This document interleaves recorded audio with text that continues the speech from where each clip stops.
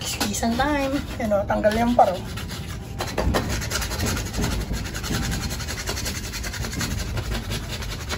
Ang galing eh, no?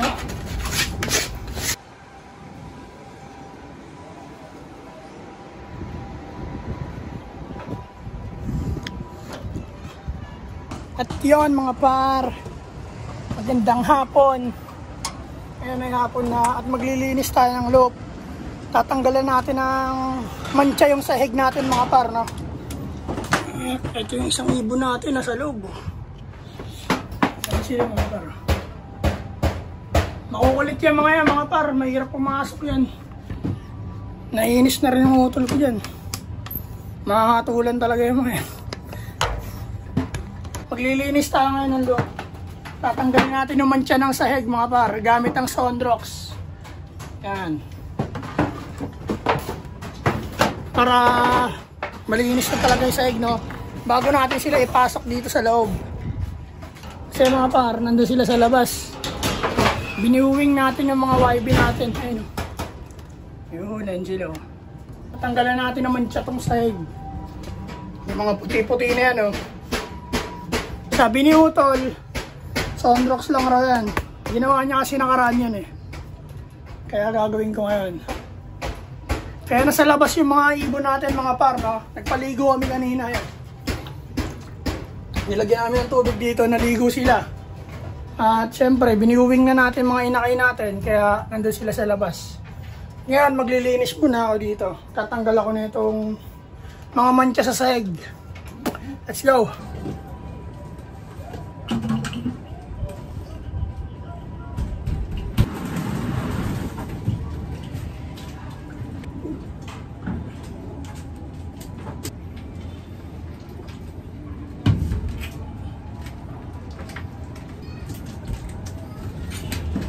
Subukan na natin mga par.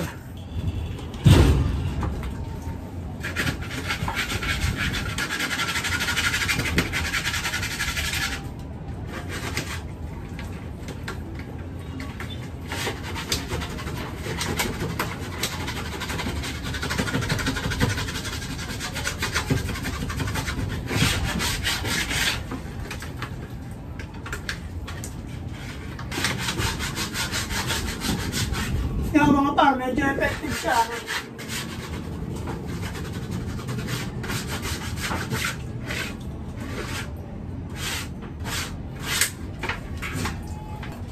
Yung mga puti-puti na yan mga par, oh. Yan mga tangganuhan natin ng Sondrox na may tubig.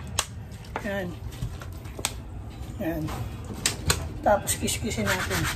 Mas maganda sana mga par kung brush, no? So wala tayong brush ko dala. Kaya ito na lang, spatula natin panlinis ng ipot. Kasi mataas tong bubong namin par, mahirap pa yung daanan namin. Kaya nakakatamad bumaba. Kaya natatanggal siya mga par.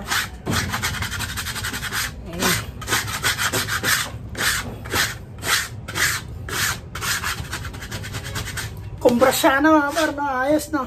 Pakita sa inyo yan. Ayan mga par. Ito yung mga puti na yan, oh. Lagyan nating Sondrox na may tubig. Ayan. Yan, dami yung mga puti, oh.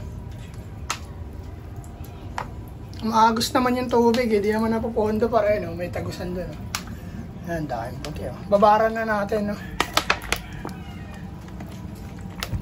Para mamaya kiskisin lang natin ang kiskisin. Pa.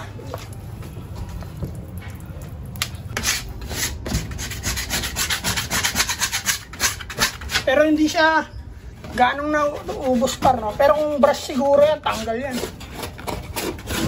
Ayos na yung mabawasan man lang par. Diba? Yung nasabi natin, literal na malinis. You know?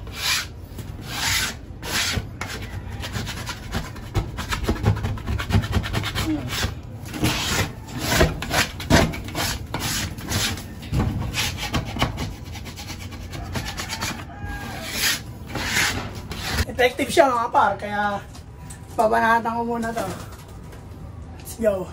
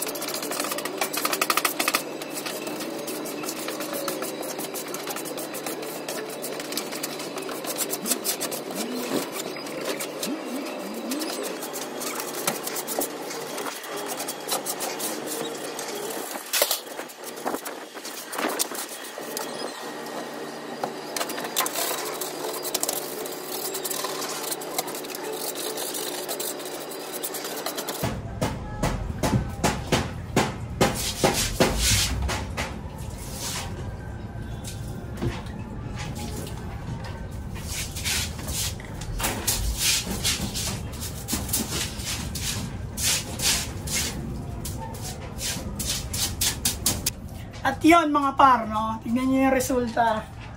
Medyo nawala naman na yung mga puti-puti talaga, pero hindi nawala lahat. May mga natira, pero mas marami yung nawala. Check nyo, tignan nyo. Yan o. Ayan mga par, oh. Kanina sobrang daming puti dyan. Kaya na lang. Kung may brush sana, kaya yan. Pero okay na yan. Malinis na yung sahig natin mga par. Yan. All good na yung sahig mga par. Sa pamamagitan ng Sonrox. Yan. Binasahan na natin yung sahig. Binalawan natin kasi may Sonrox siya. Baka mamaya ng ibon, no? Magkasakit sila.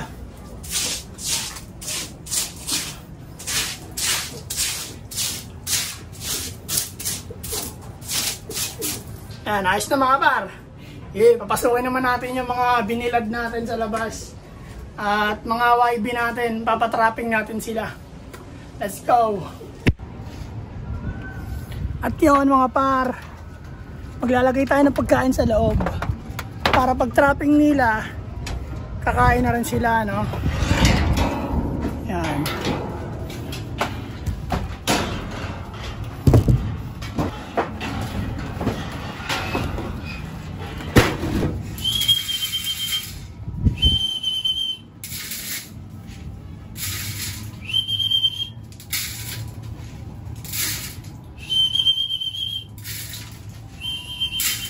Yan mga par, may ready na tayong pagkain dito. At papatrapping na natin yung mga viewing natin. No? Ayan sila. Yan. Yan mga par, viewing natin yan. Papatrapping na natin yan. At yung gago na yan, matigas na rin yung ulo. Yan.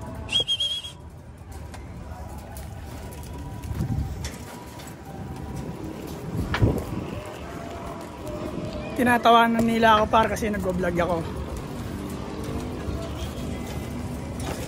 Sabagay, di nyo naman alam yung mga ganito eh. Kasi hindi kayo kinukulong yung sarili nyo eh. Bahala sa buhay nyo. Para lang kayong haters dyan sa mga comment section namin, no? Kahit sa realidad, ganun ko lang kayo tignan. Pero peace na rin. Trapping na tayo mga par. Yan. Sabik na sila pumasok, no? Pero harangan muna natin doon. Bago ang lahat.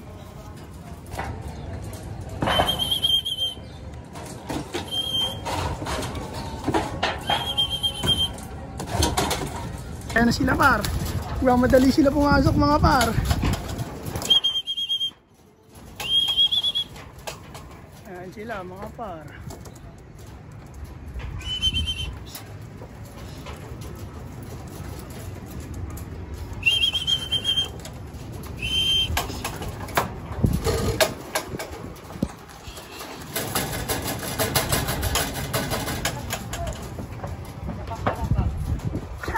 Kulang pa yan, 3 pa.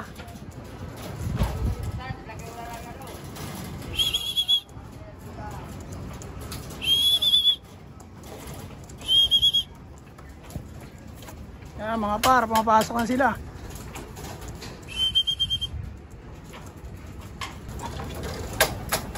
Yan. Ito, kakatrapping lang na itong brown namin eh. Ah shit, baka lumabas sa kabila.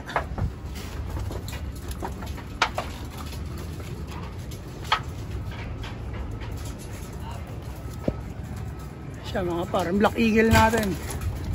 Uy, lalabas sa kabila.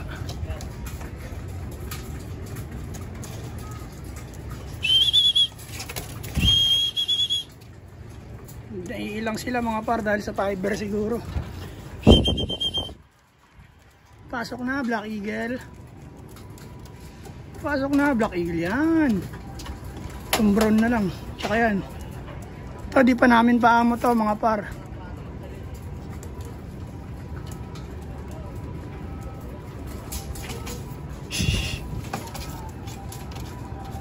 Hindi pa namin paamo yan mga par. Breeder namin yan eh. Ihiwalay na rin namin yan. Tapos tuturuan namin mga par. Para yun, malaman namin kung paamo ba o hindi.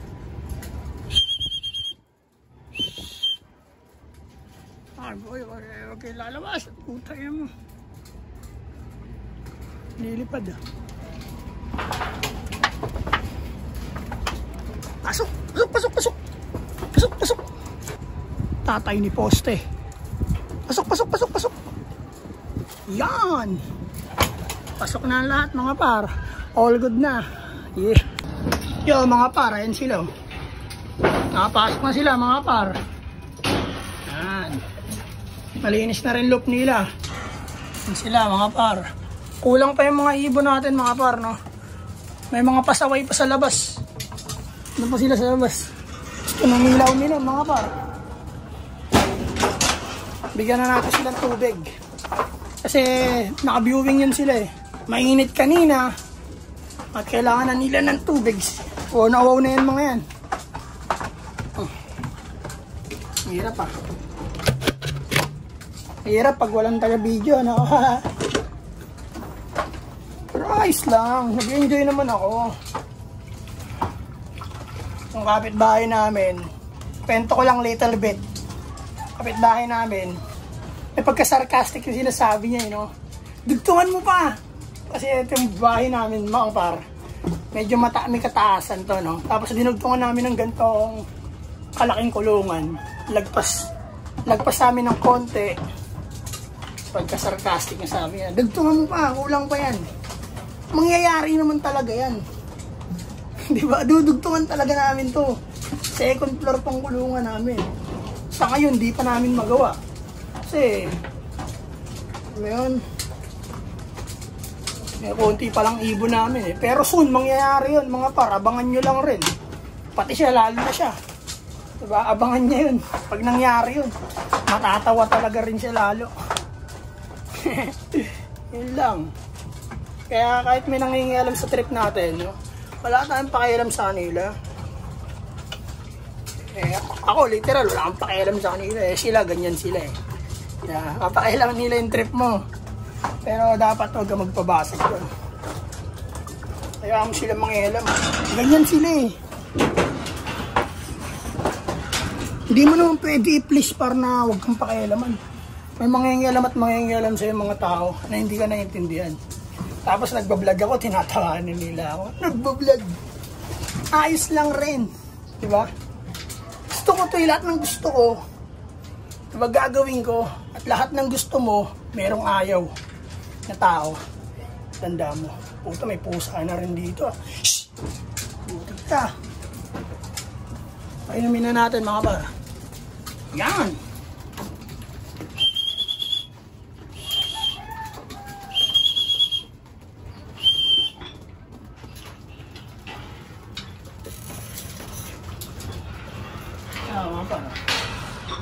Yun mga par, okay na no.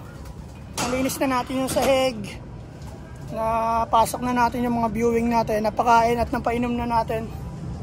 Kaya hanggang dito na lang siguro. Yung mga may ayaw sa atin dyan, huwag natin silang pakialaman. Bayaan mo silang mang-hate sa'yo. Diba? Wala naman silang magagawa kung ano yung gusto mo. Ikaw pa rin na masusunod sa buhay mo. Ikaw yung driver. Diba? Pasahero lang yung mga yan na walang karapatan. Sa lahat ng social media, huwag nyo kakalimutan mag-like, huwag nyo na i-share, mag-like at subscribe, tsaka follow sa TikTok at Facebook page namin sa Nago Brothers Loop. At yung utol ko may sakit, sana gumaling ka na tol. Yun lang, magandang araw sa inyo lahat. Peace and out.